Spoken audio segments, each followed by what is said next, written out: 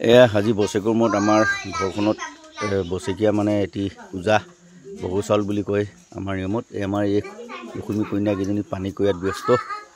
আমাৰ টিউবৱেলটো বেয়া হৈ গ'ল আৰু আজি কাৰেণ্টটো নাই, গতিকেলৈ ৰাজীৱ গগৈ তেখেতৰ ককায়েক যতীন গগৈ তেখেতৰ ঘৰৰ পৰা পানী আনিবলগীয়া হৈছে।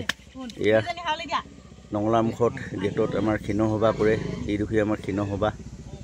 গতিকেলৈ আমাৰ লক্ষ্মী বোৱাৰীকেইজনীয়ে এৰা লৈছে। তাতে আকৌ আমাৰ নাতি যাতে বাকী ৰাইজৰ সৈতে ভকতৰ সৈতে যাতে ভালে গ'লে থাকে দেই। এহা কাঢ়িছে আৰু বছেকৰ মূৰত আমি কৰোঁ, এইখন ক্ষীণ সভা বুলি কয়। আৰু ক্ষীণ সভাখন কৰাৰ পাছতে ভিতৰত আমি ভোগ বনাই মাহ প্ৰসাদ আৰু কল আমি এই পূজাডোখৰি আমি সকামডোখৰি আমি আয়োজন কৰোঁ। তাতে মাছ আৰু ভোজ আছে, ভোজ আছে।